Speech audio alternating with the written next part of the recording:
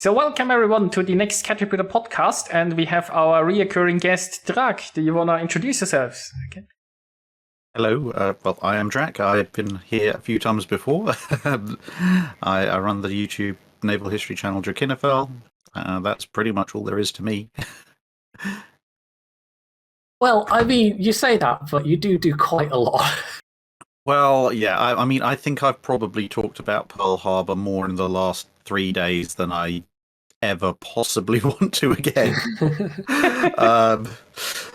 Yeah, so, well, there's that. And I fight with swords occasionally, which is very much more interesting. Yeah, I saw you did the collab with Matt Easton. Yes. Yeah, sparring collab will not come for quite some time in the future, mainly because I like limbs. I mean, to be fair, we do have safety sparring gear, but, you know, he's been doing it a lot longer than I have, so I will lose horribly. Well, maybe as an April 1st comedy value, that would be quite interesting, watching me being chased around a sort of sparring arena by an angry swordsman. With some suitable music in the background, sure. Yeah. Very amusing. Yeah, so that sax in there. Yeah, funny. We both thought of the same thing. Yeah. So yeah. So we've gotten you back this week because we have a whole bunch of ships to talk about. I think most of which actually existed. There's a couple of the Italian destroyers. I think Tier 8 and Tier 9, which did not exist, and then we have the Atlanticó Tier 8 Premium, which seems to be some, I don't know. You might know more about that, but just looking at it, it seems like some design drawn up by a dockyard somewhere. Yes, it's interesting, shall we say. Well, what we're going to start off with is one that just came out. It's the first French aircraft carrier, and for a long time, France's only aircraft carrier, the Béarn. Yes. It's yeah, there's not a tremendous amount positive to say about poor old Béarn. Yeah. She give us a brief rundown of its career to start with. So she began life pre-World War I as a battleship. Well, she kept her name, but she was the last Normandy-class battleship to be laid down. And once the war ended, France was a little broke, and the Normandies they decided had become obsolete whilst on the stocks because they'd laid them down sort of late 1913, early 1914, and it was now sort of 1918, 1919. Things had moved on. The ones that were more advanced were scrapped in terms of their construction progression. But Béarn, they thought, she's not quite as put together as the rest of them, so she's more open for conversion. And of course, in the late 1910s, early 1920s, everybody's favourite new thing is aircraft carriers. And she was pretty much the biggest hull that the French had available. And obviously hull size is quite important for flight deck length for carriers. And so they decided to turn it into a carrier, much in the same way that the British converted Glorious, Courageous and Furious, the Americans converted Lexington and Saratoga, the Japanese did Akagi and Kaga, albeit obviously the Japanese wanted to do Amagi and Akagi, but the Great Kanto earthquake had other ideas. And most of those conversions to greater or less degrees worked out. Béarn, on the other hand, had the great disadvantage of not being the same as all the others in terms of all the British carrier conversions. Well, those were light battle cruisers or large light cruisers, if you believe Admiral Fisher. Lexington and Saratoga were battle cruisers. Amagi was a battle cruiser. Kaga was a battleship, but a pretty fast one by the standards of the early 1920s. Granted, the British did have Eagle, which was a converted battleship, but even Eagle had initially had a target top speed that was higher than Béarn's. So, and obviously, when you convert a battleship to a carrier, you tend to earn yourself a few extra knots in speed, unless you do something quite radical, because building a relatively lightweight hangar and flight deck, but removing a bunch of armor and heavy guns and turrets tends to leave you with a net loss in weight.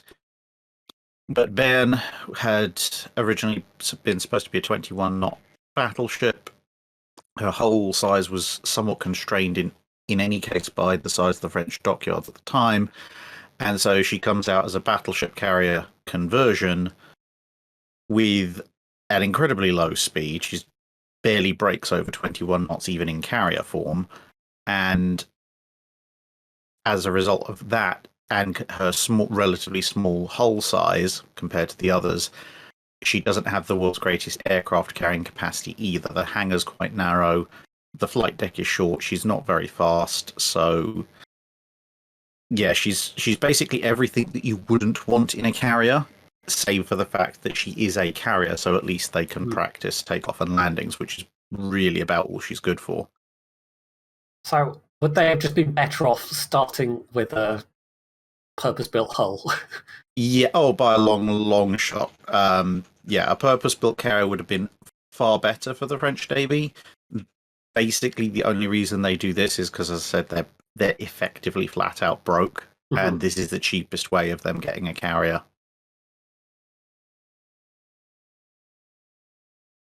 I've always kind of wondered why Béarn was it until. I mean, there were some carriers transferred to the Free French during World War II, I believe. Yes. But basically, all through the interwar years, Béarn was it. So was it just politics, funding, mixture of both? Mostly funding. Okay. So obviously everyone's heard of the Washington Naval Treaty. The 5 big signatories are Britain, America, Japan, France, and Italy. But a combination of just post-war finances and then the Great Depression mean that whilst Britain, the US, and Japan kind of build up to approximately within range of their treaty limits, or maintain their fleets at their treaty limits, France and Italy both end up actually scrapping vessels that under the treaty they are allowed to keep because they need to save money. Okay. That's how bad an economic situation they're in. They don't actually have the capability of maintaining a fleet even on the 1.75 ratio that they're given compared to the 5.53 of the 3 big navies. And so they have Béarn. In theory, they have openings to build another bigger carrier coming up in the early 1930s, but they exercise their early build options by building the 2 Dunkirk and Strasbourg. And then they are looking at a class of carrier which will eventually become the Joffre class carriers, which they do lay down some examples of, but then the whole thing gets put on hold by World War II. But even with them, they're running into the same kind of problems they're actually running into with the Richelieus, which is that they do not have shipyards big enough. This is something they're constantly running into throughout the early 20th century. Every class of ship that gets bigger, they end up having to extend their dockyards to be able to build them. Richelieu is actually too big. They end up building her in sort of 90% of the hull with bits missing, which are due to be attached once it's launched. And because they're still short of cash, the only reason they really build Dunkirk and Strasbourg is because they're worried about the Deutschland class. They'd never get around to building the equivalent of Ark Royal or Yorktown, even though the French Navy would have liked to, but they just do not have the money. And by the time they do have the money, it's too late. I have to wonder in some alternate universe if they'd gotten some carriers instead of a Richelieu, for instance. Like, Jean Bart didn't get to do very much during the war. So if they'd had a more capable carrier, one wonders if that would have managed more participation at least than Jean Bart did. Carriers generally do take a little bit less time to complete than battleships. So obviously, as you say, Jean Bart's not complete. Richelieu's kind of complete, and it's not actually, but good enough for government work. It can at least sail and fight by the time the French surrender comes through. But so as if they built Richelieu and Jean Bart as carriers instead of battleships starting at the same build dates, Richelieu probably would have been just about fully operational, and Jean Bart probably would have been in a similar state to Richelieu. So the hull would be there, probably the guns wouldn't be, aircraft probably wouldn't be either, but as a carrier, functionally it would be there. Obviously, the question then becomes what happens to them. Do they sail off somewhere remote? Do they stay loyal to Vichy France? Do they join the Free French? Who knows? So what did Béarn actually do during the war? So during the war itself, she doesn't do a tremendous amount. She has been rebuilt during the 1930s to a certain degree, although not kind of Warspite or Congo style full modernization. She has, paradoxically, considering that she is almost the worst of all carriers, she did actually end up being the first carrier to operate successfully operate a twin-engine aircraft, which normally is something that you associate with the very late to World War II to post-World War II environment. But, it's not kind of she's operating full strike wings of twin-engine attack aircraft. It's literally just she's proved the concept that you can actually do this. She's during the war itself. Initially, they try to use her as a like you would use the average carrier. So at this very start of the war, they've got to worry about things like Graf Spee. So as a carrier, she can launch aircraft to search for her. But considering that the rest of the French searching forces are all high speed, they very quickly get the idea that a 21 knot carrier isn't going to keep up with everything else that can do 30 plus. So she even though the war is just kicking off, she is actually in the process of almost not quite, but almost being taken out of service as a carrier. They're converting her to work with flying boats as well, which obviously is not something that you do as a strike carrier. She's also used as transport, but then it's quite obvious that the French are not entirely sure what to do with her. She is still their only carrier, but of such limited use, they keep finding other things for her to do that don't involve her being used as a carrier. If I remember correctly, she was at one point also involved with ferrying some French gold. Yes, yeah, this is what I mean by using her as a transport. So they're using her as an aircraft ferry, a gold ferry, sort of all sorts of weird and wonderful things that don't involve her being an active carrier. Although, to be fair, during the invasion of France, there is precious little for most of the Marine Nationale to do. A couple of the older battleships get used for shore bombardment to support their own troops, but most of the modern French Navy, if you can class Béarn as modern, doesn't really have a tremendous amount to do because it's a land invasion, and most of it's taking place out of the range of carrier aircraft as well. But then you have you've got the French armistice, the French surrender, and that finds Béarn overseas. Initially, she is disabled so that she can't be used, but she spends a good chunk of that time immediately after the surrender being sort of half disabled, half flooded, stuck overseas, not really doing all that much.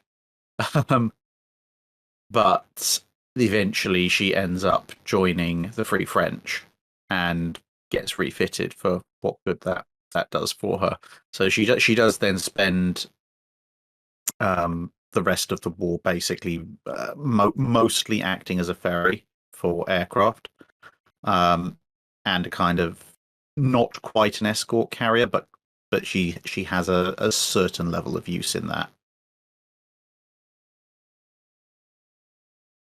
But that's basically what she ends up doing for most of World War II. She's just a glorified transport that has a particular predilection for moving aircraft around. Weirdly enough, despite again the fact that she is such an old and pretty obsolete vessel as an aircraft carrier, she ends up doing quite a lot of work post-war, considering that, her contemporaries, well, Saratoga's expended in an atomic bomb test. Furious is the only other survivor of that period for the British, and she's out of service pretty quickly. But Béarn kind of soldiers on, working effectively as still as a transport rather than as a aircraft carrier itself, and then eventually ends up becoming briefly a helicopter carrier, and then it sort of verges off into this kind of depot ship, tender ship role, and actually doesn't actually go to the breakers until the 60s. Yeah, it wasn't until like the late 60s as well. Yeah. I suppose, immediately post-war, the French were quite interested in recovering Indochina as it was then. So they would have definitely had an immediate need for. Yeah, they've got one of the they've got one of the light fleet aircraft carriers that the British built in large numbers, and they turned it into the Armage, and that acts as their actual aircraft carrier.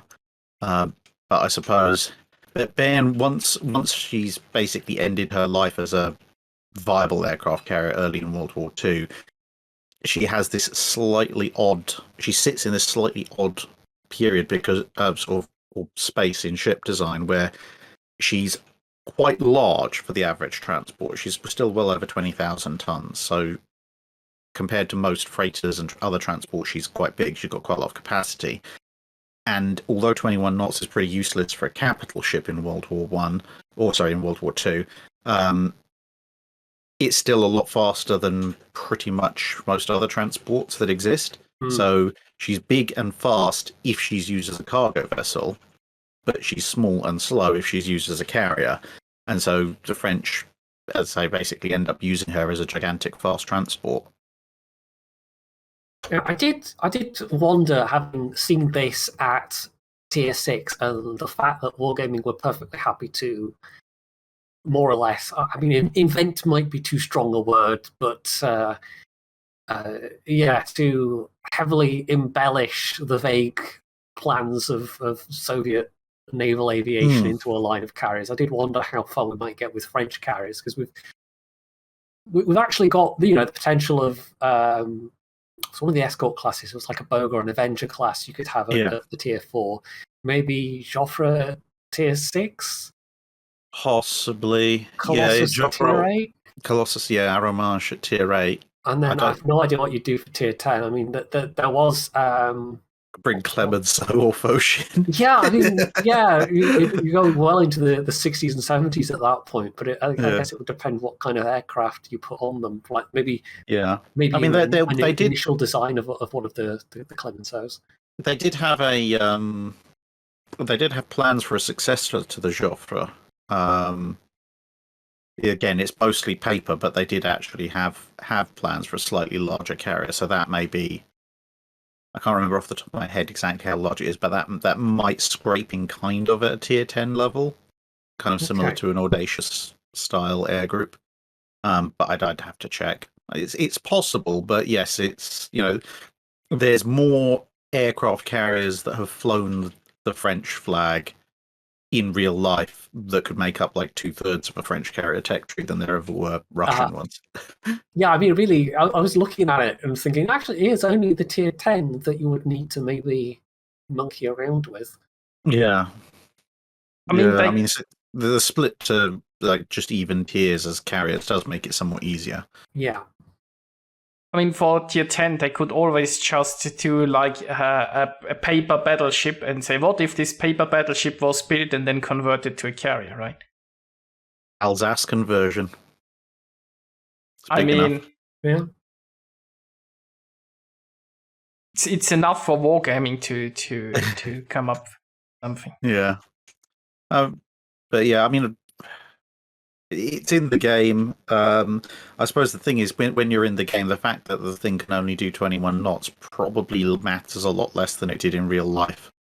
It depends. I bought it. I've played it a bit. It's definitely not great. No. The speed is definitely a limiting factor sometimes. I've had was it 1 or 2 games? I don't know. I got chased down by destroyers and really couldn't do much about it. Yes. It's just you can't do anything except try and turn away, but they just pelt you with gunfire, and that's that. And the actual armament of the dive bombers, the AP dive bombers, are definitely inferior to the Japanese ones. And the skip bombers are okay, but you have to use them differently against different targets, which is kind of hard to. You don't just have to learn one habit. You have to. I mean, with a lot of ships, the cruisers and destroyers and whatever, it's fine to hit them on the marker. But with battleships, you actually have to aim slightly past, because otherwise it just smacks into the side of the hull and does no damage. As I found on numerous occasions. So I've never really gotten along with the skip bombers myself, but I'm glad you seem to work out how to use them. They've got a good fire chance. But the article, when this came out, did definitely note that it might be subject to further balancing, so I suspect we might see some minor buffs come to it in the future. I wouldn't be surprised if at some point they bring out... to be honest, given that they've got Midway in the game and Hakuryu, I would not be entirely surprised if at some point we got a Malta as a tier 10 British premium. People were surprised that wasn't the tier 10 when the line. Yeah, I mean, I suppose I can see the argument they did build the Audacious, so yeah, but it's just because I'm thinking that given the love of gimmicks, I'm thinking if it was a premium tier 10, the Malta would probably in World Warships probably be equipped with sea mosquitoes dropping highballs, which would be amusing as anything. It's like skip bombing, but done right. Yeah. I don't know if you've seen any of the test footage for the highball bombs. Are they similar to the ones that were used? God, I forget the name of the film now. So how exactly did those work? Those Mosquito Squadron or something like that, when they were using skip bombs on land to get an ammo dump. Not quite. Like so you've heard of 617 and taking out the 3 German dams. Yes. The dam busters. Yes. So Highball was an evolution of that. So instead of looking like a giant back-spinning oil can full of explosive, except on a massive scale, Highball looks like a giant golf ball full of explosives. And the idea of it was that it was slightly smaller, worked on the same principle as with sort of backspin and skip, but because it was slightly smaller and lighter than the dam buster bombs, it could be carried on mosquitoes, which made it viable for use in all sorts of things that you wouldn't use a Lancaster for, including anti-shipping strikes. Oh, that really does look like a golf ball. Yeah, the dimples and everything.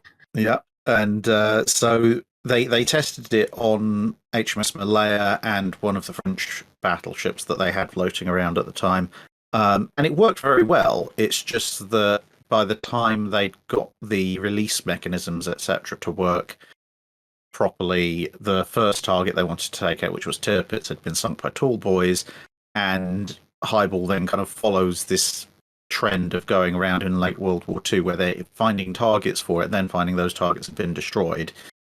And so although it's technically ready for deployment, it never actually gets deployed anywhere because they can't keep anything afloat long enough for them to drop bombs on it. But if there is some test footage available online, and it is, especially for someone who likes ships as much as I do, quite disturbing, because you just see this thing bouncing merrily along the water, and then into frame comes the hull of a battleship, and it just goes bounce, bounce, and disappears into the hull, and there's just literally almost like a cartoon-style hole in the shape of the projectile, just punched straight into the side as if it's made of paper. And that's a test bomb, so that's not then involving the detonation of about a third of a ton of explosives inside. My only concern would be, I think if they had Highball working in the way that it historically did, you'd probably have people screaming from the heavens about it being massively overpowered, because you'd be talking about kind of an instant, effective It'd probably be like the effective max damage of a Shikishima or incomparable shell as a citadel to practically anything with armor. The sole saving grace would be if you're in a small light cruiser or a destroyer, it'll probably just go straight through and out the other side and overpen. Well, I mean, instant detonation armament. That's what the game definitely needs, right? Yeah. Fun and engaging. Everyone knows this. Yes. Oh well. So yeah, that's poor old Béarn. Not exactly a story that's covered in glory, but one that went on for a disturbingly long period of time. It is kind of the fact that it was, converted from a Normandy and then lasted until like the mid to late 60s is quite remarkable, really. Yes. Yeah, it's considering it wasn't particularly, good at what it was designed for. Yeah, I think it's just a case of you use what you've got, and when all you've got is that, well, sucks to be you, but you're stuck with it.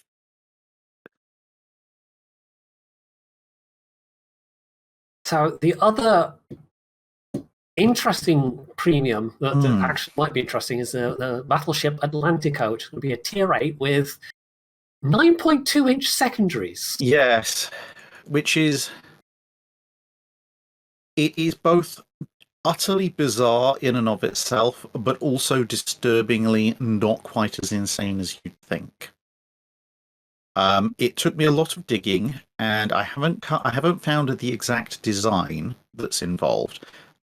I don't know if it was ever this particular configuration was actually a specific design, because I haven't found it.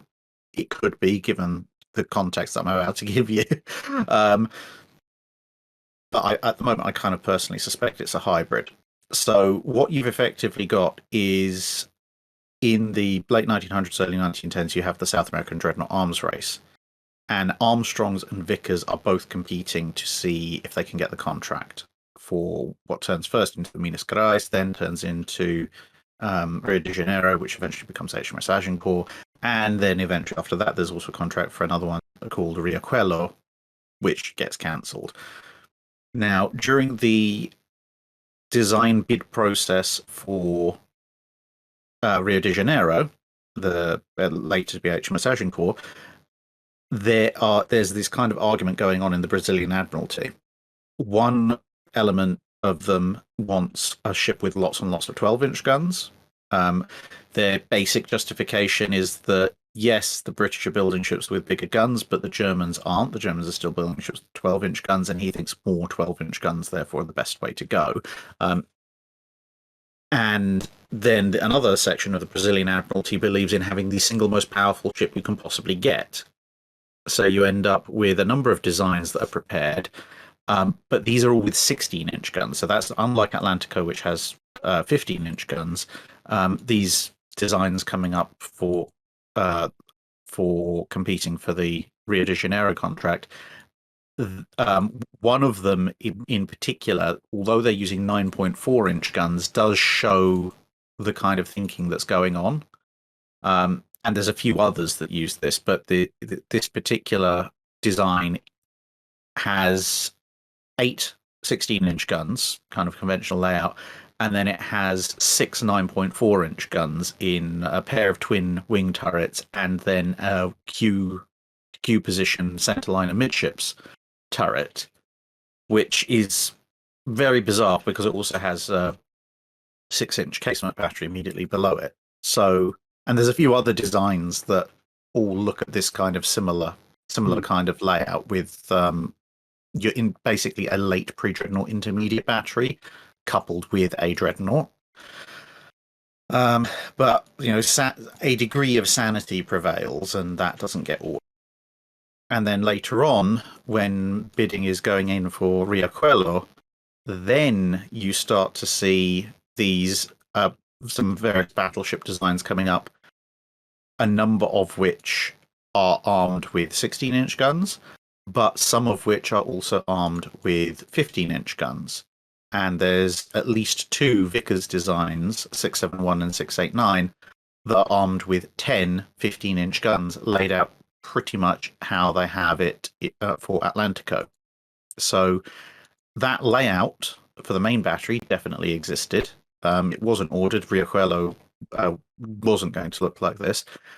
But the thing is, both of those Vickers designs have a full sort of a full 6-inch secondary battery. They don't have this 9.2-inch battery. So quite where this one comes from, I'm not entirely sure. The one thing I will say is that the records for the Armstrong and Vickers designs for this period, especially for the Riachuelo design competition, are a bit fragmentary.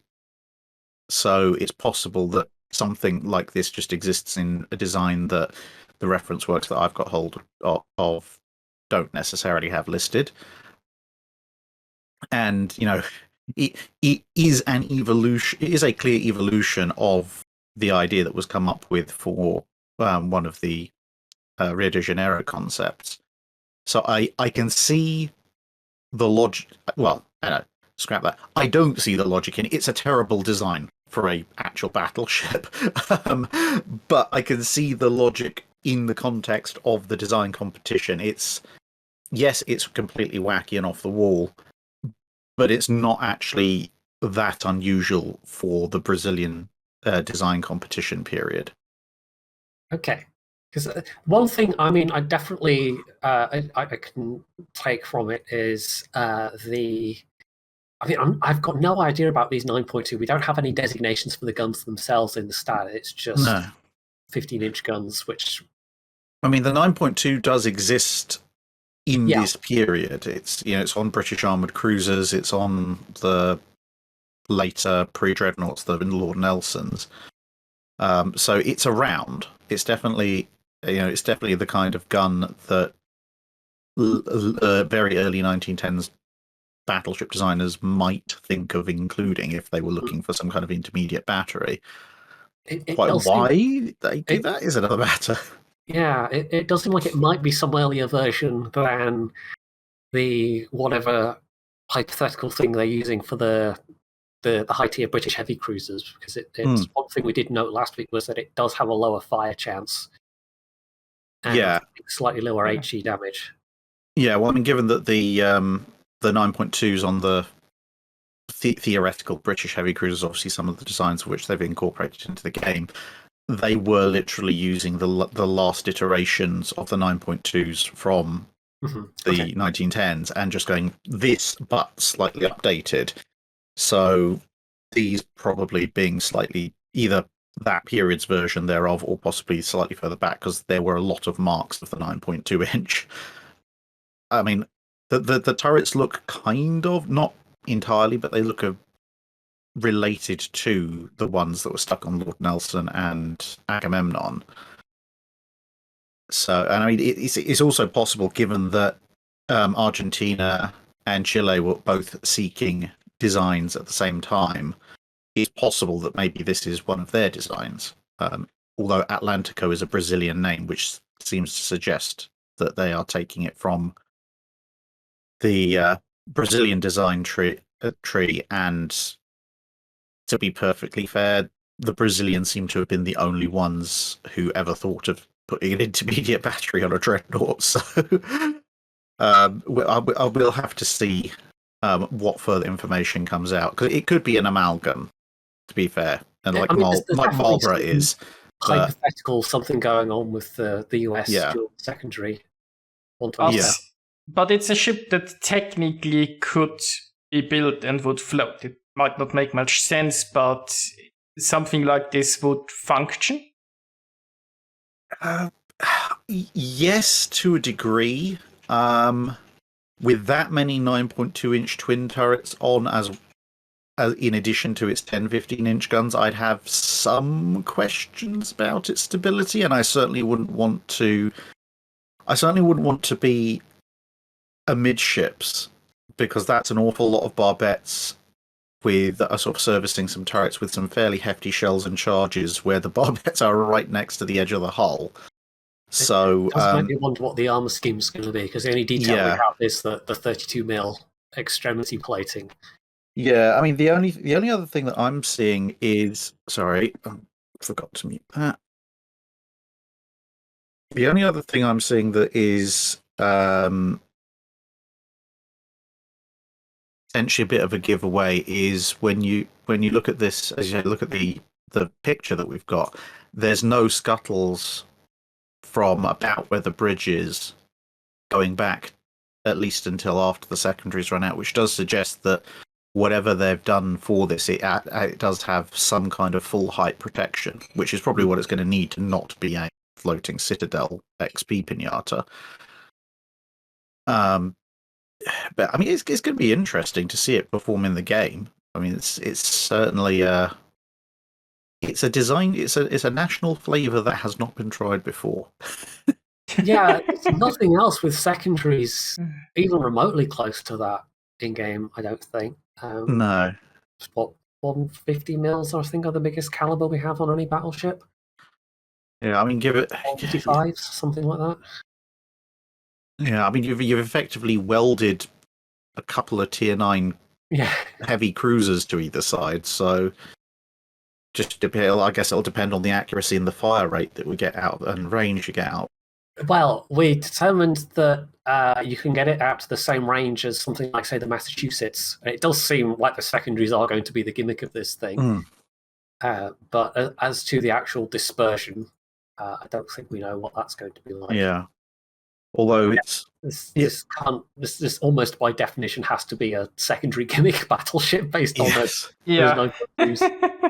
Yeah, it's just a shame that, you know, if you're gonna give it 9.2-inch secondaries, they might as well have gone the whole hog and actually given it the range of 9.2-inch guns. Because I mean, they're not casement mounted; they're turreted mounted, so they should theoretically have the same range as the 9.2s you have on. Well, not necessarily the British heavy cruisers, because we said they're 1930s, 1940s designs. Certainly more than the 11.5 or 12 or whatever it is. Yeah, exactly. Because that really would be a bit of a gimmick if you had sustained 9.2-inch fire coming off of a battleship. Although, interestingly, I do find it interesting that once again we're getting a kind of British design coming in for another nation's tech tree before we see it in the British. Yeah, I mean, certainly given the era from where it's at. It's interesting to see it also. I suspect the secondaries are why it's at tier 8. Yes. And they've probably up-armored relevant bits to make it fit at tier 8.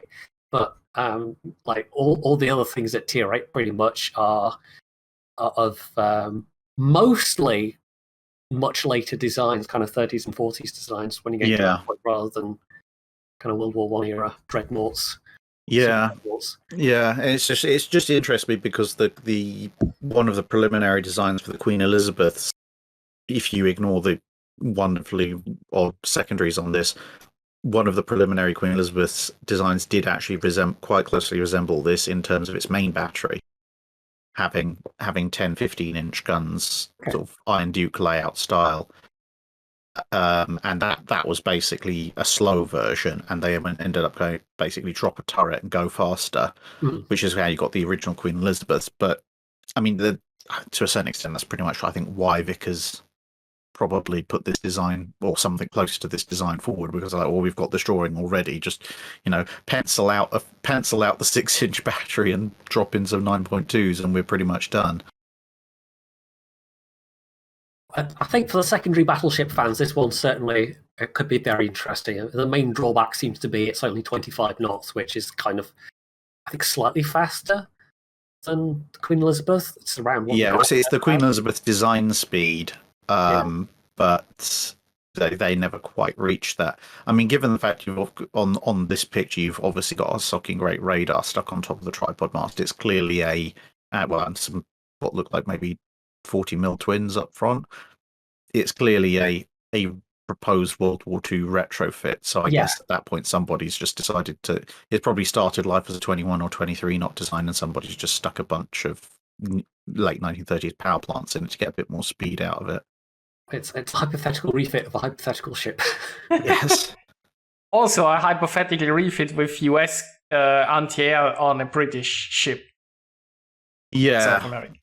So yeah. I mean, at that stage, it probably would have been easier for somewhere like Brazil to get hold of US secondaries, but I don't know. And I mean, to be honest, even British ships ended up with plenty of 20mm Oerlikon and 40mm Bofors, even though neither of those are actually American guns, but we tend to associate them with American ships in World War II. Unless we forget, Brazil actually, I'm pretty sure, did come in on the side of the Allies during World War II as well. So it's not a complete stretch that they would have sailed a hypothetical battleship up to an American guard. I mean, they're not. They weren't in at the beginning, but they joined about mid-war, which is better than a lot of other countries. Yes. It's a surprising number of countries that had remained neutral suddenly declared war on Germany in 1945, about 2 weeks before the surrender.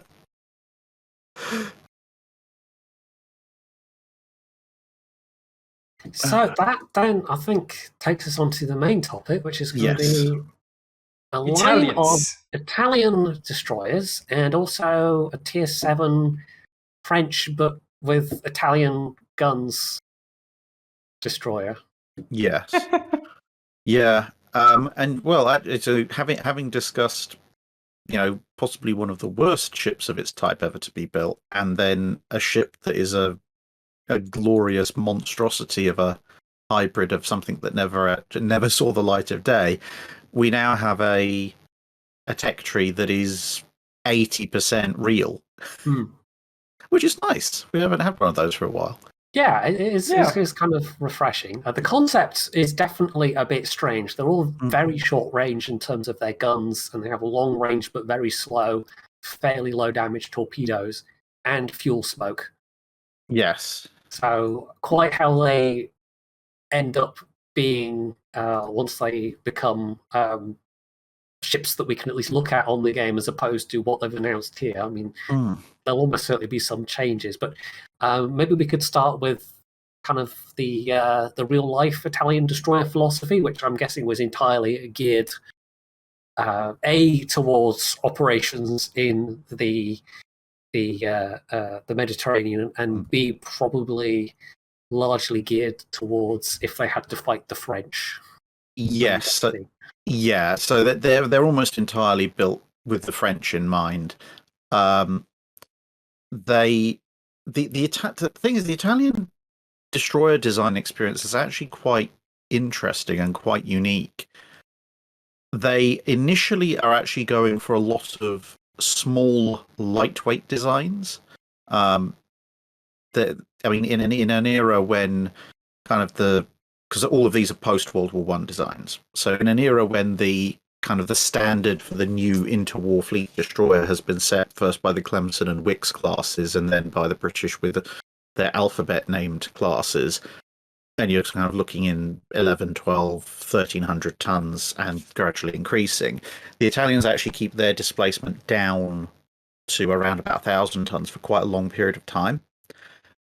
But they are the first to innovate into and stick with twin mounts, which is basically, I mean, it's one of the smaller-ish, not issues, one of the smaller flavor pieces with this line. If you look at them, they've all got twin mounting, whereas even the low tier ones, even some of the higher tier US destroyers are still single mounts. Yeah, exactly. I mean, the single mount goes through. Some lines never go for twins, and as you say, the rest twin mountings you only really tend to see poking around in mostly 1930s and onwards destroyers, and sometimes not even then. The Japanese kind of are usually seen to have been leading the charge with the Fubukis in the late 1920s, but actually the Italians were there first, and it's one of the ways they're keeping the weight down, because if you're having a 4-gun armament, which is pretty standard for an interwar destroyer, if you have 4 guns in a pair of twin mounts, that takes up less length of deck space than 4 individual mounts spaced out, and so that allows them to, as I say, keep weight down, if necessary, keep speed up, and it becomes to a degree a defining feature of Italian destroyers all the way through. Although we do have a little bit of a time warp going up the line.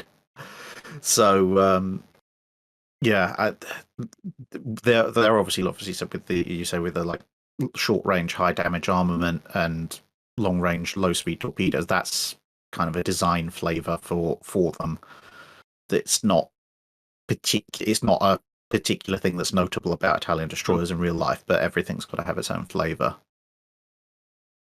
Yeah, I did think that that's probably just wargaming going, okay, what are these going to be like to differentiate them from everything else, rather than, because occasionally you'll get lines where the flavor in game does reflect something about the real life ships or philosophies, but in this case it's kind of hard to.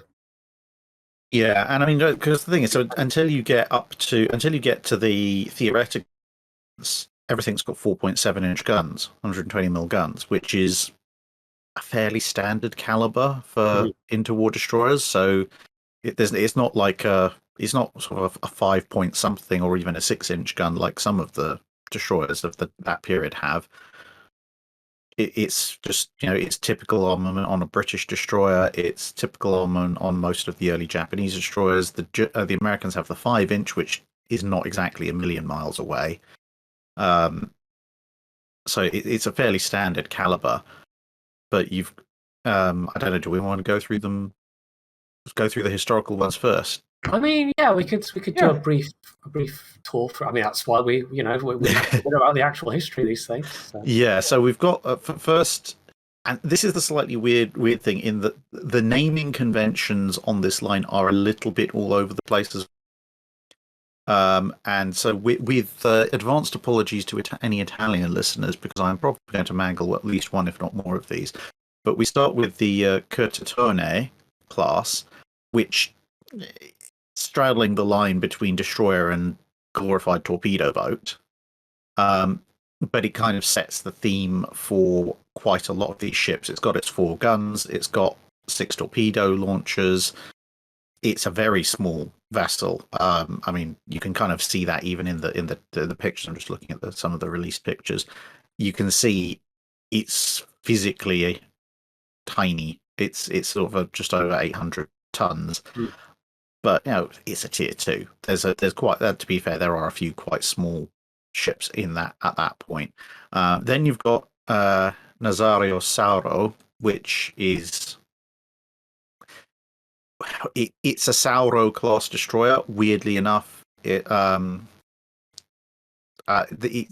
of accurate, I guess, because that is the first of the class, and this is effectively the same armament as the Curtatone, but just on a slightly bigger hull, which in real life they used to put a slightly heavier anti-aircraft armament and some more mines on it, but otherwise it's basically the same ship. Then you've got Turbine, which is a step up again, and you're still looking at exactly the same armament: 100 to 420mm guns, 6 torpedo tubes. They're even all still in a pair of triple launchers. It's just a bit faster, and you can kind of see that in the pictures. The difference between the Sauro and the Turbine is not massive. Then you get the Maestrale, I think is how it's pronounced, and this is where we have our bit of a not quite, well, we're not quite up to the time jump, but we're almost at a time jump, because you've got going from kind of 20s designs to 30s at this point. Yes. Just to put things in context time-wise. Yeah, and the reason, and you'll see why I say this is a bit of a time jump in a minute, because the Maestrale, we're still at the same main battery, same torpedo battery. It's just slightly slightly faster, slightly larger, slightly better AA. Yeah. But you can see, you can see just by looking at it, as you said, it's a 1930s design. It's got the rounded bridge structure that becomes characteristic of a lot of 1930s Italian designs. The guns have gone from, well, they're still mounts, but you can kind of see on the, well, Curtatone, it's very much just a pair of guns. That Sauro and Turbine. Yeah, there's not even a gun shield. Yeah, you've got gun shield, and now you're moving on to almost turrets. Then you have, I'm not entirely sure why, but because so far you've got, apart from, well, Nazario Sauro, I guess, as I say, it's first in the class, it's technically accurate. So far we've gone with either class names or first ship in the class name is pretty much the same thing. And then we get Aviere, which is actually a Soldati class. I'm guessing the reason they've gone with that is Aviere is the first to be laid down, and there is no destroyer Soldati because it's Okay. as the Yeah. so. But this is again 6 torpedoes, 4.7 inch. It does have a single gun, which you can see if you look. Yeah, midships. Yeah. Midships.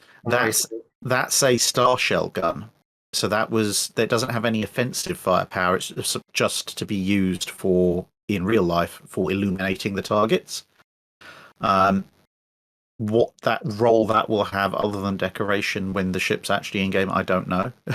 They might have made it an AA gun or something. The stats, I don't think that's listed as. Although the stats for this one are clearly wrong because they just say the main battery is a single 120 mil gun, which is clearly not correct. No, that's not the case. Yeah, and so these two are they're sort of successive 1930s designs. So that's they've got this the Oriani class in between them, but they're 1930s designs. And then we get to the last in the run of historical designs before we pick up again at tier 10. This is Luca Tarrigo, or I'm going to call it that. Now, this is a Navigatori class destroyer, and this is why I say it's a bit of a time jump, because we're now jumping back to the late 1920s. Okay. Because the most of in fact, almost all the Italian interwar destroyer designs keep following this same pattern. Pair of twin 4.7 inch mounts, 6 torpedoes, launchers. The Navigatories are kind of, because it's in the late 1920s, the Fubukias have just come out. Everyone's kind of looking at, can we build a super destroyer? This is kind of the Italian answer to the super destroyer. The French Navy's building its own super destroyers as well, so this is their version. And it has 3 twin 4.7 inch mounts. It's got 6 guns. Still got the same 6 torpedo launchers, but it's got a 50% increase in firepower. The Italians then promptly conclude that the Navigatories cost too much compared to what they offer and go back down to 4-gun ships, which I guess is why this is out of sync with everything else, because they've gone up in they've put, as I say, 50% increase in firepower, so they've put it at tier 7, even though it's technically earlier than the tier 5s and tier 6s. So was there a reason why the Italians just stuck with the same armament basically for so many ships? Like, was there no reason to innovate or to go bigger? A lot of the time, you see this actually across almost all the navies. The British interwar destroyers are effectively armed identically. They're with 4.7 inch guns. It's just the British stick with 4 singles rather than 2 twins on the Italians. And also, actually, the British tend to stick with almost the same torpedo armor for a long period of time. They start ramping it up to quad launchers and then quintuple launchers later on. But the vast majority of interwar British destroyer designs have a standard main armament. The vast majority of American interwar destroyer designs have the standard main armament. They're the 4-5 inch guns like you get on the Sims and Benson and that kind of stuff.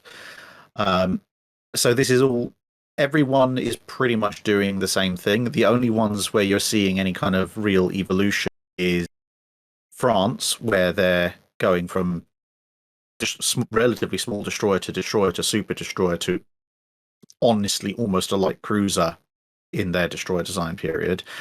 And the Japanese, who, similar to the French, go from almost torpedo boat to destroyer, and then they go into kind of the heavy destroyer, the Fubuki type, and then Hatsuharas, Kageras, all that, where they're desperately trying to maintain that same 6-gun arm, various different shaped wrappers. So yeah, if you take the five big navies as a whole, the kind of sticking with the main armament as you all through the interwar period is actually more common than not. And the Italians are kind of an example of that. It's just their flirtation with the super destroyer comes in the late 1920s, as opposed to for the British, say with the tribal class, that's coming in the mid to late 1930s. That's the last historical design until the Tier 10. And I guess we'll probably just quickly mention the Tier 10 before we drop back to the 8 and 9. So the Tier 10, believe it or not, is not actually a destroyer. This is one of Capitani Romanis, if I'm yes, mistaken. yes. So this is actually technically a light cruiser, albeit that it sits in this very weird place because it's not built. It's acknowledged to be a light cruiser because of its sheer size and its original designation, but they end up being used as flotilla leaders, so they exist in the same operational space, I guess, as the Atlanticó do, albeit they're about half the displacement, about maybe 65% of the displacement of an Atlanta class, and as a result, they've got 8 guns, not the Atlanta's 14 or so. 16 guns if you include both wing turrets. So they've got 135mm guns, so obviously they're a bit bigger than 0.7 inch, it's 5.3 inch. They've got 8 of them. They've gone up to quadruple torpedo launchers and a relatively heavy anti-aircraft armament.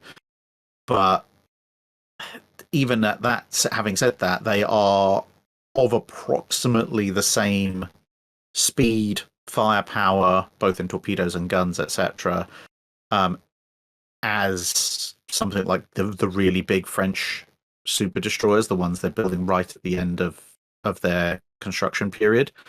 And it's basically what they're designed to counter.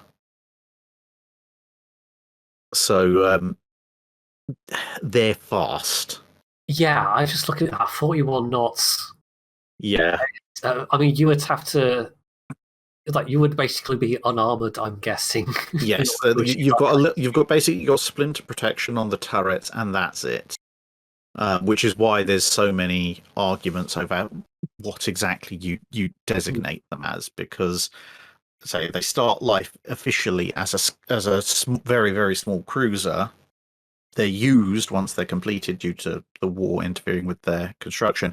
They're used as flotilla leaders, but the thing is, their displacement, they're almost 4,000 tons. They're verging on cruiser displacement, but they're also technically at the very, very upper end of destroyer displacement. And as you said, they have no protection, so they could be that you can see them as exceptionally large destroyers, which is obviously what wargaming the Tier 10. The only thing I could think of that would be kind of comparable in being kind of cruiser-sized or displacement, but not really, is the really fast. I'm going to look this up. The Abdiel class mine layers. Yes, which were basically cruiser-sized mine layers and extremely fast. I think it ended up being used more as like couriers than. Yes, couriers and transport, very fast troop and supply transports as well for running around the bed. Not quite 40 knots, but considering the size of the ship, that's pretty impressive.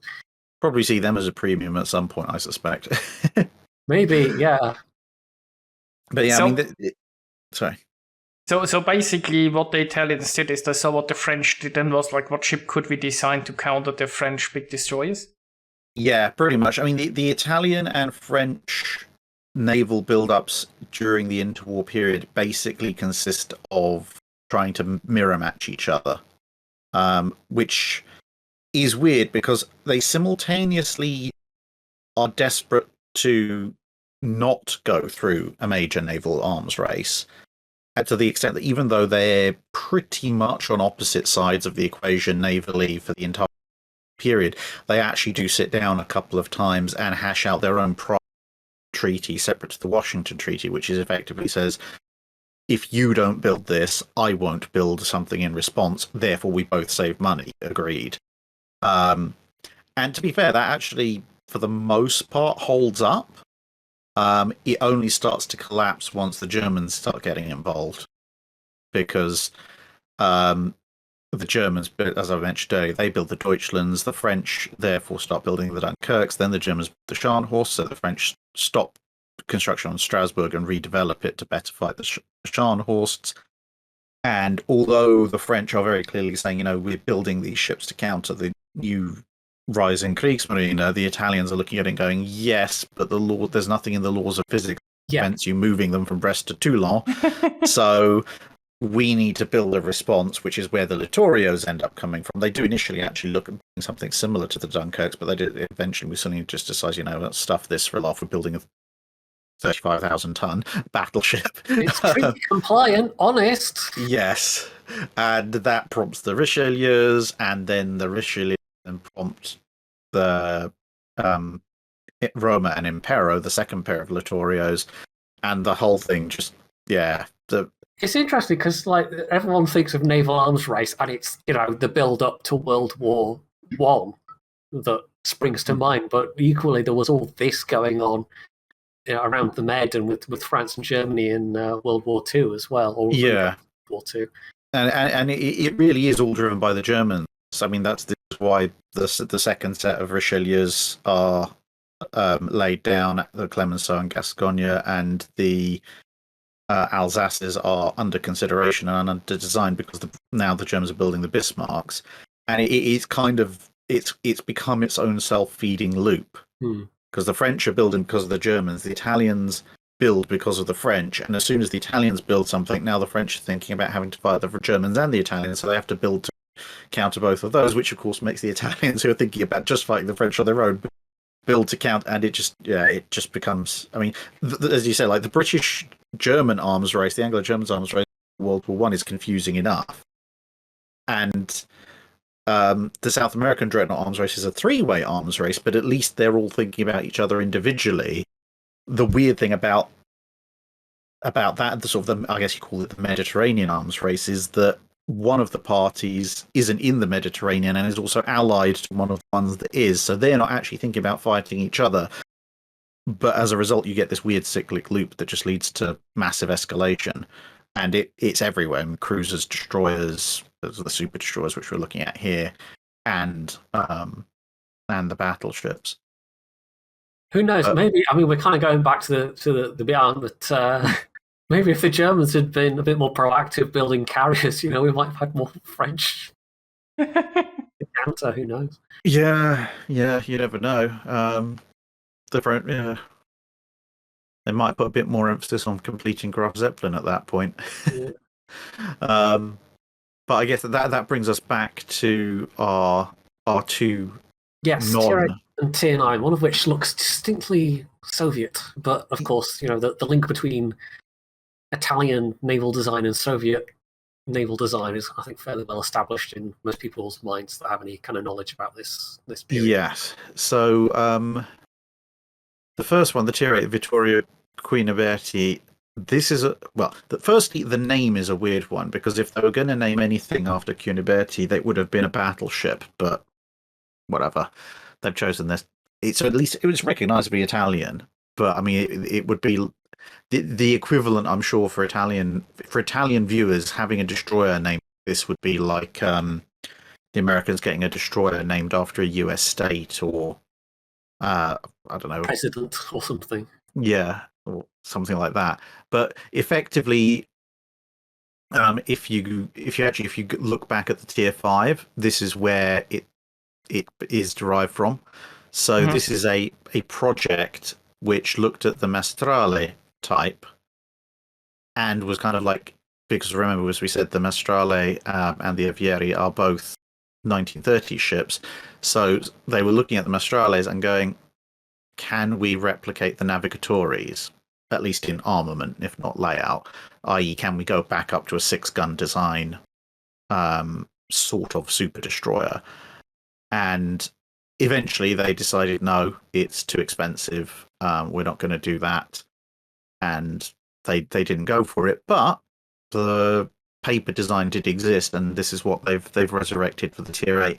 And as I say, you can pretty much see it if you look at the funnel and the bridge, the amidships, and quickly scroll up to the Maestrale. It's basically the same thing with a bit more radar added. It's kind of just, it's a lengthened Maestrale. They've stuck a super firing twin 4.7-inch mount on it, and from the looks of it, because I haven't seen the specs, but from the looks of it, it looks like they've actually increased the torpedo armament. Kind of hard to tell. That does look like double-decked Torpedo launchers. tubes. You have the stats somewhere. Yeah, let me see what it says. They kind of look like 2x4. Yeah, they're actually doubles, so they're kind of compact double. Yeah, so they've upped the torpedo, but I mean it's a fairly logical. To be fair, it's like of all the paper designs, it's a fairly logical outgrowth. Yeah.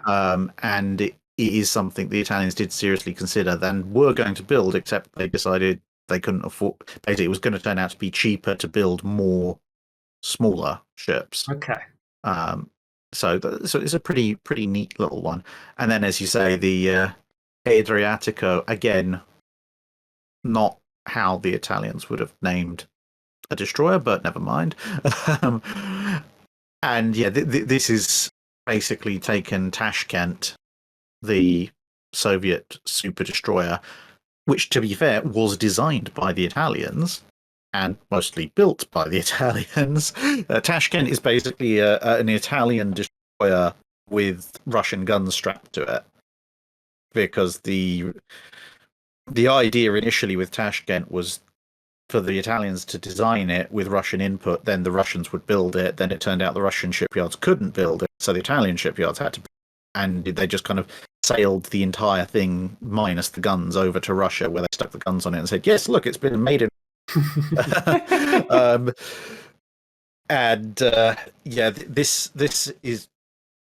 This basically just seems to go, well, what if we took the Tashkent, same basic hull, and we stuck Italian guns on it instead of Russian guns?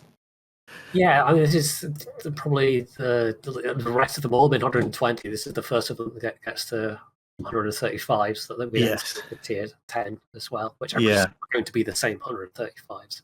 Yeah, and I mean, I suppose for gameplay terms, it makes a certain logic of progression, because then up to the tier 6s, you've got your 420 mils, then you get to live with 620 mils for 7 and 8, and then you retain 6 guns, but you go up to the 135s at tier 9, and then you get another pair of them at tier 10. So it's actually a fairly nice logical progression in terms of gun numbers. But again, it's not the most implausible thing. Mm-hmm. It's obviously also going to be very fast, which I guess matches up with the tier 10. That's fairly up till tier 5. There's a bit of variation, but tier 5 upwards, they're all kind of 38, 39, and then you get up to the tier 10, it's 41 knots. So it's mostly quite a fast line, and I'm guessing the Italians placed quite an emphasis on that, as they did with the cruisers. The whole Italian fleet is kind of looking at speed as a priority. They're not so much worried about range. The range does increase. I mean, one of the things that comes with making larger and larger, even though the main armament doesn't really change for what for the game is the lower tiers. The additional range does give you more versatility, even operating in somewhere like the Mediterranean, because it means you can go somewhere and stay there, or you can do all sorts of lovely complex maneuvers and still get home. But at its heart, the Italian Navy is still looking at, we're based in the central Mediterranean, we don't really have that many interests beyond the Mediterranean, at least for a good chunk of time. And as long as they can get to and from points of operation within that area, that's their kind of basic happy minimum. Mm-hmm. And as a result, if you don't need to carry vast amounts of fuel, and your hull size gradually is, at least after the first couple, relatively decent, you start looking at speed. So especially with the French. Was there a reason why the Italians never built something like a Tashkent for themselves? I mean, if their shipyards were already building for the Russians, didn't they like the design themselves, or did they have no need for them? It's basically it's the same reason why the tier 8s weren't built when they designed them. It's effectively cost. They want there's with anything, whether it's cruisers, battleships, destroyers, when you start to push the upper end of the spectrum in terms of speed, protection, and firepower, you end up spending an awful lot of money for relatively minimal improvements. And the Italians, because they were looking at, they wanted a relatively decent sized escort fleet, and by this point they're building 4 modern battleships and renovating 4 older ones. They need a fairly large one. It just makes more sense for them to build more numerous smaller than it does to build a few hard hitting ones until their hand is completely forced. That's kind of when you see things like the Mogadors coming out or being planned for the French. Then the Italians kind of throw their hands up in the air and they're like, okay, fine, this has gone on long enough. I suppose it's kind of at its most basic level, they've gone from thinking it's fine if the French build these slightly larger destroyers, because if we can kind of get 2 for 1 or 3 for 2, I mean, with our ships, then we should be able to win. But once you get up to something like the Le Fantasques or Mogadors, it's fairly obvious that these things can probably trash 2 or 3 standard destroyers, because they can dictate the range of the engagement with their speed, and they've got the firepower to put down the average destroyer pretty quickly, at least on paper. And at that point, the Italians have to go, okay, fine, we're gonna play this game now. Which is where you get things like the Capitani Romanis and a few other. The Italians actually are probably the past masters of skirting the line between what is a very large. They do this quite often. There's a couple of small cruiser classes that obviously aren't involved here and aren't involved in the main Italian cruiser line either, because they're too small. But they sit in this kind of 3,000 to 5,000 ton range where everyone always argues about whether they're very small cruisers or very large destroyers. Mm-hmm. So was there actually is there a downside to having twin mounts? Or you said like the Italian were one of the first who did this, but obviously not everyone just copied them. So was there a downside to this?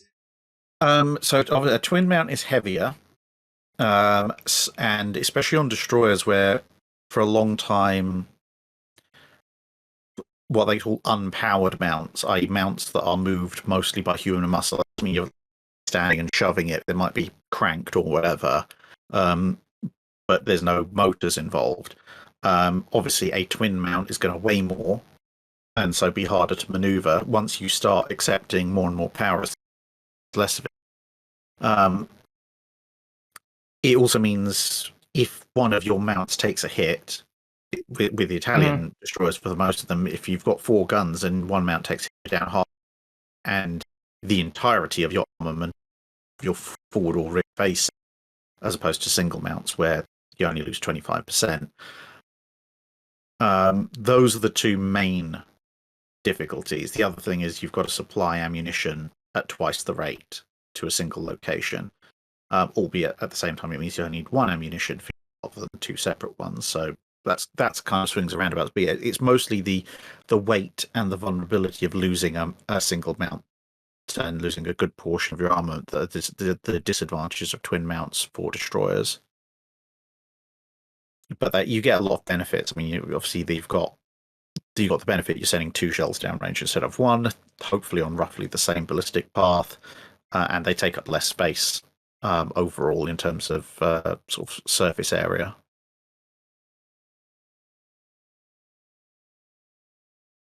But it's mostly the weight the reason why most nations don't go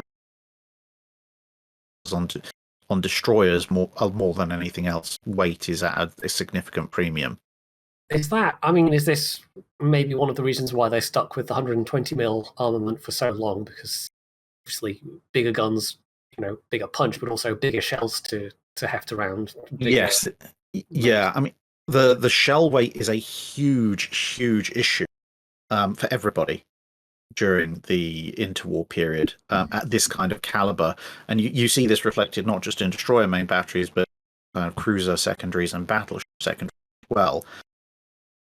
And even more so once dual purpose guns start getting involved, because everyone's looking at kind of, we want to fire the heaviest shell possible because that's got the biggest amount of stopping power.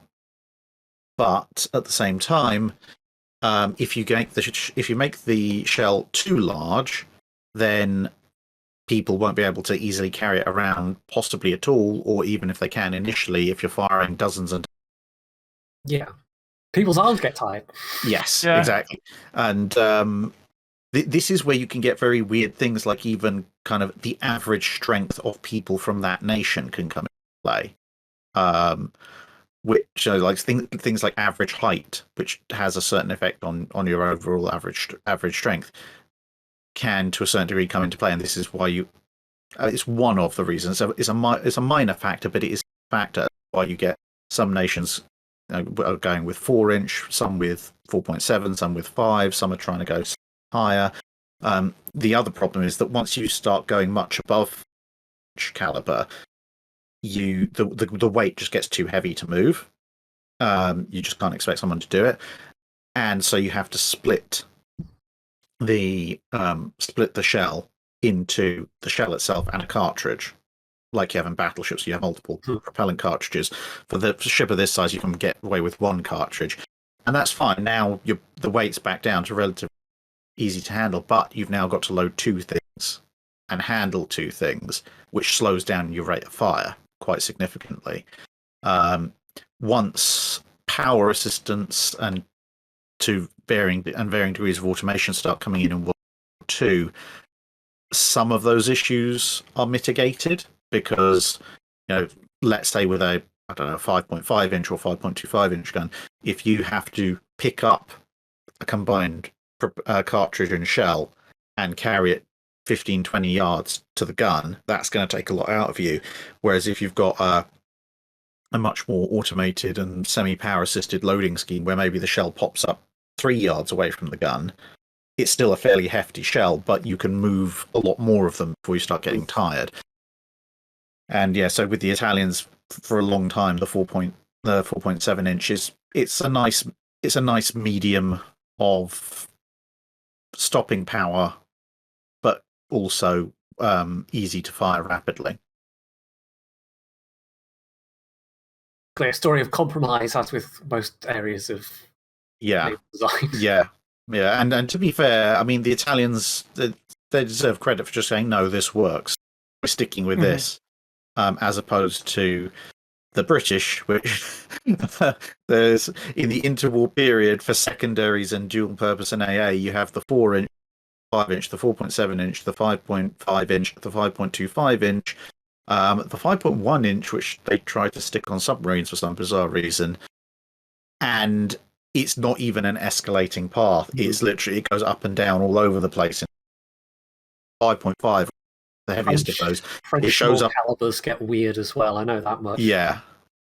But then the 5.5, it shows up on hood at the beginning, along with the 4, and it all trends down. Eventually, they end up 4.5, which up until very recently, actually, the 4.5 inch that was in the 1930s in an evolved form was still the main gun armament of British war. In fact, it still is for the Type 23 frigates. But Britain had a lot to answer for, and that's just the calibers. That's before you get into different types of gun. There's like 20 different marks of some of those guns. The French calibers. Yeah, you say French calibers at the low to mid sizes are incredibly bizarre sometimes, because you'd either expect them to make sense. You expect guns to make sense in either metric or imperial, depending on what the nation is using. Which is why you get like 6.1 or 5.9 or 18.1 inch guns, because actually the nation that's developed them has developed them close to, but in metric. I mean, like technically Bismarck's 15-inch guns are actually 14.96 inch guns. Rounds it up because that's all. Because the 318 1mm. But some of the French calibers are very bizarre, but they're I think as I explained on a dry dock at one point, they're a wonderful bit of legal fig leafing. Because when you look at the calibers, they make no sense in either. They're sort of multiple decimal points of measurements for inches, but also multiple decimal points of measurements for millimeters.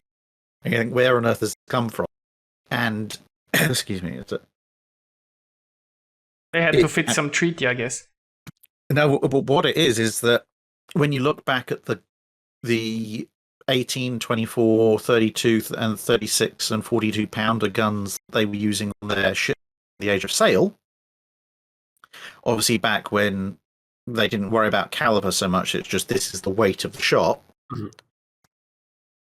Eventually, somebody actually measured the calibers, and of course, because no one was setting out to have a fixed caliber, it's just it fits a ball that weighs 32 French pounds, which are different from British pounds. They then measure them, and you get these odd measurements. It's literally the gun bore size that can fit a 32-pound cannonball. And they just stick with those measurements for ages. And the only sense I can make of it is that it's easier to tell someone, look, we've made a slightly better version of the previous gun, therefore we should have it, than it would be to say, we've invented a brand new gun. Because if you say we've invented a brand new gun with perhaps slightly saner caliber, everyone's going to start wondering, well, that's going to be, this is very expensive and you should stop doing this. Whereas if you say we've just improved the previous gun, they're slightly less suspicious, even though you have basically invented a new gun and actually made things much more difficult for yourself and probably more expensive in the long run because you've got to calibrate all your measurements to these bizarre fractions of a millimeter. I know there's all this weird mix of like 130 and 139 and all these sort of... Yeah, it's like 138.74 millimeter.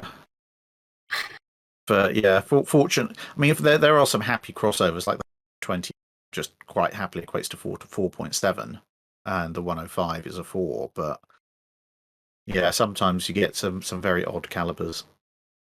So could it be that because the British had more money to blow, so they were very inventive and they maybe offered more contracts and people came up with all sorts of weird stuff to justify selling the product, while the Italians and the French, they basically just stuck with what they got because they couldn't invest so much in innovation? To a degree, yes. I think the other problem, to be honest, a lot of the British interwar medium gun caliber experience or light gun caliber experience is also it has the problem of they're simultaneously trying to be unified, but also failing at that horribly. Whereas if you look at, say, the Italians kind of just go, you know what, stuff it, we're having 90mm AA guns and every other major capital ship, and we're keeping the 120s for the smaller ships. Whereas the British are constantly searching for a single sort of 4-point-something or 5-point-something inch gun, which they can have as the main armament on destroyers and then the secondary armament on battleships. Basically a universal small caliber, but they never quite... Yeah. But they never quite manage it because they're looking at it that you've got the people who are designing the battleships who are more interested in stopping power for going after destroyers and such like, and the people designing the destroyers and to a certain extent the cruisers who are more interested in ease of handling for prolonged fire because it's the main armament on the destroyers and probably going to see more action on the cruisers than most people would be comfortable with. And it gets worse when the dual purpose thing in, because dual purpose anti-aircraft use, you want a relatively large shell, but you want to you obviously for obvious reasons want to feed it in as fast and as often as possible. So all of a sudden having to go for high angles of elevation would impose its own set of design factors. So obviously at that point you don't want a big heavy shell, so that kind of the individual stopping power of the shell becomes less important than how many you can throw out. But the people who are constantly designing the battleships are always looking for that, which is why you get attempts to make first the 6-inch dual purpose. That doesn't work out. So, and the destroyer designers going, well, we could use a 4.5 or a 4.7. We could probably make that dual purpose. And then at the upper end, they're like, no, but we don't quite think the stopping power's good enough. So we're going to go with a 5.25, which is how you end up with that. Yeah, and then at the lower end, you've got kind of the 4-inch is developed as versus a dedicated AA gun, because the 6-inch isn't dual purpose when the Nelsons are designed. They try and make it dual purpose. And so you've got 4-inch AA gun, 6-inch secondary, and they're both single purpose. And then in the middle, you've got this 4.7-inch, which is the standard destroyer gun. And then there's constant arguments back and forth, which I say the heavy stopping power guys step down a bit to the 5.25. The guys who just want rapid fire 4-inch up a bit to 4.5. The 4.7 gets kind of left in the middle and ends up actually being pretty disastrous because they never quite get round to developing a proper AA mount for it. And also, it's a very long barrel gun. This is the other thing. It's the 4.7 theoretically good potential as an anti-aircraft weapon, but it's also a very long barrel weapon as opposed to something like the 5-inch 38, which means it has quite a lot of recoil, which helps give it range and stopping power to make up for the slightly lighter shell against surface targets. But also means if you put it up at like 80 degrees elevation, it goes down when you fire it by a considerable distance, which means you either have to put it on an implausibly high mount, which you do, or you have to excavate a gun pit for it, which they also won't do. So you end up with it just going up 40 or 50 degrees, which turns out to be a very bad idea when you're being dive bombed from about 80 degrees. And yeah, so eventually they end up settling on the 4.5-inch. Finally, I mean, they had the opportunity to do that in the early 1930s because like HMS Ark Royal launches with 4.5-inch dual-purpose guns, Renown, Valiant, and Queen Elizabeth batteries, and toward the end of the war, you get things like the Daring class, which have 4.5-inch dual-purpose batteries. Mm-hmm. But at the higher end of things, people can't quite let go of the idea of just a bit more stopping power, please, which is why you get the King George. So yeah, I mean, the British did a lot of things right, which sometimes gets a bit overlooked and unfairly derided in when people look at the history of the interwar and World War II navies. But the dual purpose and destroyer main armament saga for the Royal Navy is not one of those things. Yeah, it's a horrible mess. It sounds like one of those things where it all just comes down to kind of politics and personalities within the Royal Navy, and like you can look back at it and think the same solution would be to have your battleship whatever secondary that's optimized for that, and then your cruiser / destroyer small caliber gun. Which I mean the Americans pretty much got it right. I mean for a while they have the 5-inch 25, the dedicated AA, and the 5-inch. I think it's the 5-inch 54. So you've got to be careful with that one because they do develop another long barrel 5-inch towards the end of the war. And I can never remember off the top of my head which way around it is, because there's a 5-inch 54 and a 5-inch 51. I think the 54 is pre-war and the 51 is the post-war. But anyway, so they have a long barrel 5-inch for anti-surface, short barrel AA. But in the early 1930s-ish, they get the 5-inch 38, which is kind of this happy medium, and then they literally put that on everything. It's like destroyer main armament, 5-inch 38, anti-aircraft armament on cruisers, 5-inch 38, dual purpose armament on battleships. It's also the 5-inch 38. They got that spot on. Yeah, which I say the British could have done that with a 4.5, but didn't in a rather spectacular fashion. So, the one last ship we have to talk about on this list is kind of fictional, but kind of not, from what I can tell, because the Italians did have some captured Guepard class destroyers, along with, I think, what was it, like some, I was reading this earlier, some captured like Yugoslavian ones, and I think no, it was just French and Yugoslavian. I managed to find the page, and there was 2 of the Guepard class that were in as FR-21 and FR-24, but there was no FR-25 Guepard. Yes. Class. So kind of sort of fictional. Yeah. So what seems to have happened here? I think this is what Wargaming are going for. Is that, as you say, yeah, a couple of the Gepards are put into service with the Italians, but if you look at what happened to them, the Italian ones, when they're put into Italian service, in a way similar to what happens to a number of the American destroyers in the latter part of the war, the Americans start removing torpedo launchers in favor of more anti-aircraft guns. And from what I've been able to find out, this is kind of what happens to the Italian versions. They increase the anti-aircraft armament at the expense of torpedo payload.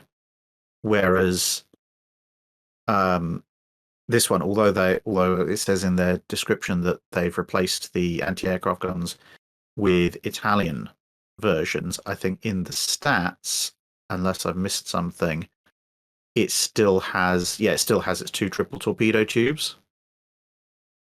So I have a feeling what they've done here is they've just said, okay, we're going to have an additional vessel which has a non-historical loadout, i.e. we're keeping the original torpedo launcher armament, but in all other respects it's historical in all other respects, the same that the FR-21 and FR-24 would be. It would almost be more interesting if it was one of the Yugoslav ones, because I don't think we've really got any. No, we haven't, have we? I mean, a lot of people, strangely enough, for a navy that didn't have a tremendous number of ships, I have had more than a number of requests to cover the Yugoslavia. I think they would make vessels for the game. You'd have to stick them under the Pan-European tree, though. Mm-hmm. I expect we'll see them at some point. I mean, even as just... I mean, Wargaming probably just went for the ship that already had like the model. It's easy to make a premium when you already have the model. It's fairly copy paste. It's got some. It'll have some AA differences compared to the Guepard, I'm sure, but in terms of its guns and everything else, it's basically the model they already have in game. I think pretty much. Yeah, and it's I mean, it really allows, as you say, allows them to most of the model. So it's, let's face it, tier 7, but also, let's face it, for a destroyer in the game, you probably want a couple of triple torpedo launchers a lot more than you want a handful of medium AA. unless you're a Haaland, you don't really care about your AA destroyer. Yeah, there's not that many destroyers where the AA really does mean that much. It is. I mean, they have kind of made this in... I wouldn't say opposition to the main line, but they've kind of inverted it in that it's much more like other nations. In fact, it's actually got a pretty good gun range for tier 7 kilometers, but it's only got 8-kilometer torpedoes. Yeah, which I suppose, weirdly enough, probably is going to make it a bit of a knife fighter, because it's if your main battery and your torpedo launchers have roughly the same range, you're probably going to end up fighting inside both, which at that point is probably going to encourage you to use your torpedoes because they do more damage to more things, which is going to end up with you getting quite close. It will be interesting to see. I mean, obviously that's a definite possibility with just like the Americans, for instance, are probably the best example just because they have that incredibly fast turret traverse. But if they have the same French turret traverse, and that's actually something we don't know about the rest of the Italian ships. I mean, presumably 120 mil mount it wouldn't take that long to traverse, but this is one of those soft balancing things where they might decide they have a long turret traverse just because balancing. I suppose we've got the Leone in the game, haven't we? That would give us some clue. Yeah. I mean, we can see the turret traverse, right, in the stats? Can we? I don't know if it has turret traverse. It's got like shell damage, HE penetration. Yeah, it loaded reload it does time, 15 and then seconds. I missed that. 15 seconds is kind of on the long side, but there are worse. Yeah, it goes down to 13 at the tier 5. Yeah, it's cool, but it's quite high. It's 18 at tier 4. Yeah, a lot of them are quite stiff turrets. Okay, so you've got slow turrets for tiers 1 to 4. Then it goes down to 13 at tier 5, 13 at tier 6, 13 at tier 7, 13 at tier 8, back up to 18 at tier 9 and tier 10. So the FR25 is kind of the outlier there. Yeah. So they're better. They'll be more responsive than most of the equivalent tier Japanese destroyers, to give people some kind of idea, but they're still going to feel a bit on the stiff side. I mean, considering that they are all meant for extremely short range, that's, I guess, slightly concerning, because at extremely short range, like, turret traverse is more important. I wonder if they're going to have, like, 360-degree turrets, maybe? Probably. I mean, let's have a quick look at some... We're looking at Guepard itself, it's 22.5, so, I mean, most of the French 139 mils also have a fairly stiff turret traverse, which is, they're a large caliber, so it makes sense. I don't think you're going to get 360 at the higher tiers. You might get it at the lower tiers. Yeah, it's going to be interesting, as you say, because if you're expecting to run a high-speed, close-range action, you don't really want to be in a destroyer. Who knows? Maybe they'll be quite agile, so that might make up for it. Yeah, that would be. We don't have many, but I mean, we've got plenty of fast destroyers, but they don't tend to have good turning circles for the most part. So that would certainly be. In fact, most of them, I think, it does have the turning radius. Yeah, the tier 10 has 770 meters turning circle. That doesn't sound so agile. No. 750. So they won't necessarily have that characteristic. But some of the lower tier ones, 470, 500, 510, 590, 570, 610, 650, and then 750, and then 770. So they're getting less and less agile as they go up. They're not terrible though. Rudder shift time's going up as well. Starts at 2.3, finishes up at 5.7. Again, not terrible, but rudder responsiveness, again, an important consideration if you are going to be getting in close and trying to do any kind of close-in fighting with other destroyers or other ships. So, and they do have the emergency engine. Funny enough, so they get the emergency engine power boost from starting from tier 8 when they hit 39 knots. Yes. So they are going to be fast. But sprinters rather than any of the other longer duration ones. Yeah. I mean, if it wasn't for the fact that it almost feels to me, looking at the detectability ranges as well, it's almost as if they're expecting you to kind of try and stay stealth and then run in at extremely high speed, drop torps, and then try and get out using your guns as covering fire. I did wonder about that, because that's essentially the Paolo Emilio. But at that point, the long-range, slow, and not particularly high-damage torpedoes don't make that much sense. I mean, at tier 10, the max torp damage is less than 14,000, which is quite anemic. You don't have that many torpedoes. Yeah, and it's not Swedish destroyer levels of reload or anything like that either. So, and they go 56 knots, so your torpedoes are not that much faster than you are. So, I mean, you're doing better than the Swedish Torps in terms of damage, but they're still quite anemic for their respective tiers in terms of Torp damage. So yeah, they're kind of a bit of a weird concept. We were talking about this last week, of that they'll almost certainly have some changes. I mean, these are the preliminary stats that have been announced, but in terms of what Wargaming has as an idea for this concept overall, it's a slight mystery at the moment how they envisage these being used.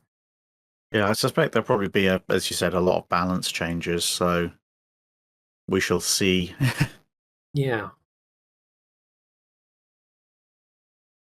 I think that's largely it, but there is one bit of news since the last time we had you on, where we were talking about Pan-Asian light cruisers, and of course there's essentially a Dido class in that line. Well, there's now going to be, which I don't know if you've seen this or not, but it was announced, I think, in November?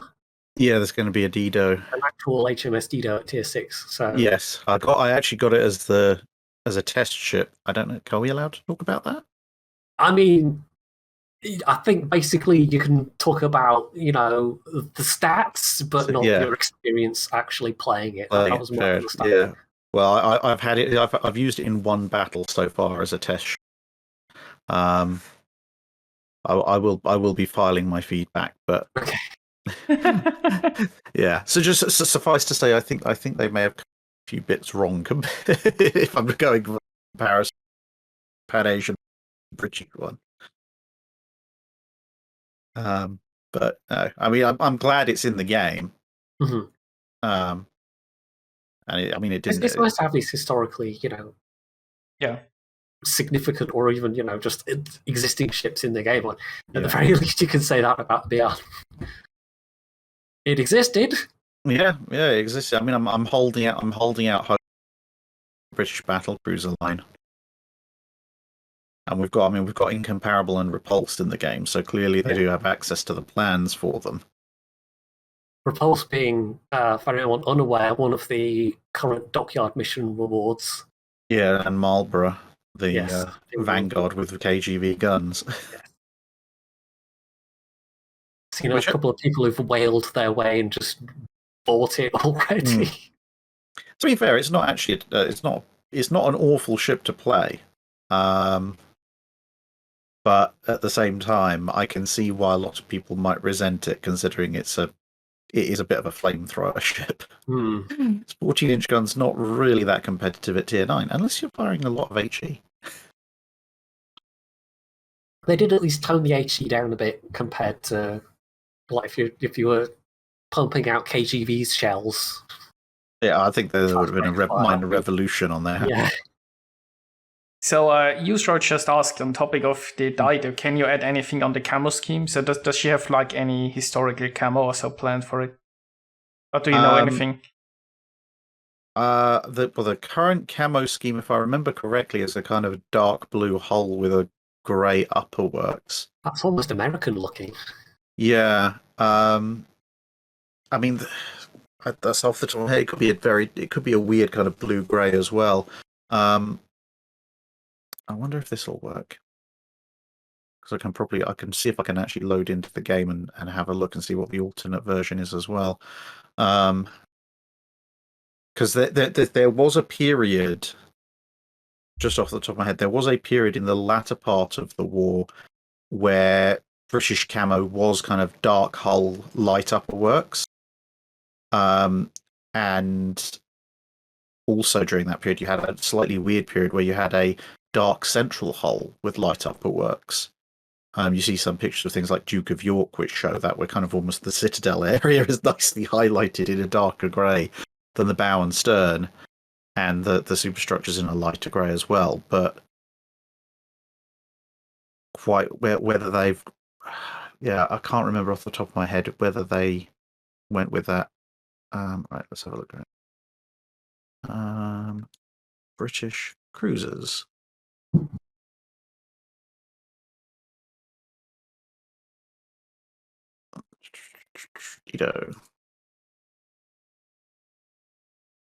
While you're looking that up, I can say I've actually spotted it Incomparable in game. Oh yeah. So I think it was someone quite competent at the wheel because they ended up quite. Wasn't me then. They ended up quite high up the team list, and it was sad I didn't get to get an actual closer look at it. I was halfway across the map. Dido's current camo, you've got one version, almost coloring versions. So the default version has a kind of a dark blue grey hull and a a medium grey upper works. Yeah, I've linked there's a picture on that Daily Bounce article in the stream chat. Yeah, and then the alternate is it's basically inverted. You kind of got a medium grey on the. Mm-hmm. I couldn't swear to it, but at least one of these looks vaguely familiar as a camo scheme, which is slightly bizarre to me, but it's definitely a possibility. So yeah, but jury's out on the accuracy of the camo, but be interested to see how it's performing in game when I get a chance to have a second playthrough on it. Definitely, I mean, just looking at the stats as known, it's definitely not got a lot of health even for a tier 6. Nope, and it has we're currently obviously no heal or anything like that. So it's, I mean, to be fair, it's a small cruiser. It's kind of the British equivalent of an Atlanta, if not entirely. But yeah, it'd be interesting to see how it develops. Anyway, I thought I had to bring that up just as a sort of continuation from last time. Kind of. Yeah, I quite like the Incomparable, to be honest. I'll be. I mean, if nothing else, just for the fact that we were talking about how unmad the Atlanticó is, that the fact that the Incomparable, was championed as hard as it was by Fisher. Yeah. Well, I also love the fact that Incomparable is the only ship in the game that currently breaks the camera set. Because if you're just looking at it in normal battle mode view, and you zoom out to maximum distance and look at it, if you look at any other ship in the game completely broadside on, it fits on the screen. Incomparable is so long, it actually, the bow stern sits slightly outside. You have to look at it at an angle and see the whole thing in game. Oh, dude. It's a weird one, Incomparable. It does nice steady amounts of damage, but despite the fact it's got 20-inch guns, I very rarely see any kind of spectacular levels of damage coming out of that thing unless you're engaging cruisers, at which point you either miss completely because you only have 6 shots, or something dies in a horrible blazing fire. I think it's going to be a while before anything can really match Yamato for that feeling of, the shells are just big enough, but you've also got 9 barrels to work with. Yeah. Potentially a pretty decent rate of fire. I apologise to the Kronstadt I ran into a few days ago in my English. He was quite happy bow tanking in on full health, and then by the magic of RNG, I managed to land 3 citadels with 20-inch guns from a Signals Incomparable salvo. About it. Which I think was only about 4 minutes into the game, so that must have been very frustrating. Oh. Yeah. I mean, it'll be interesting if you'll get the N3s in game, because that should, in theory, give you a Yamato style firepower, except you actually have even better forward arc. I think we will almost certainly, we can't not see those in at some point. I mean, now that they have opened up super ships. Yeah. Oh, maybe. Yeah. Well, I think to be honest, the thing that's opened the gateway for the N3 more than anything else is the second American battleship line. Because the big thing with the N3s, looking at it, was like the reason you never have the N3 tier 10 is not the similar. The armor is good as well. It was always the fact that it's a 23 knot ship, and everything else at tier 10, even the battleships, are 28 knot plus. And then they've brought in the second American battleship line, which is big, slow, tanky things. So that's basically an N3.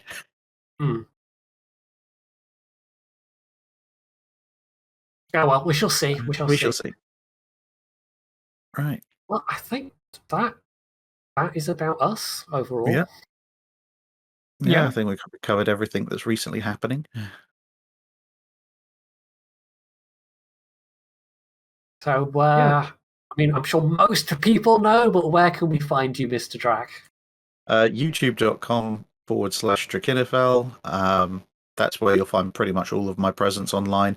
I do have a website as well, which cunningly enough is drachinifel.co.uk, where I host a couple of articles and the beginnings of scanned digital photo library, which is free for everybody to use. And I do have an occasional presence on Twitter, although to be fair, that mostly consists of me being somewhat snarkier than usual.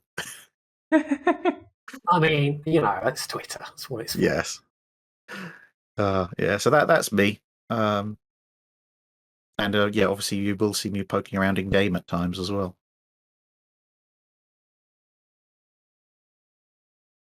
So then, thanks for joining us, and I'm sure we'll have you back in the future when we have new exciting ship lines that might be real to talk about.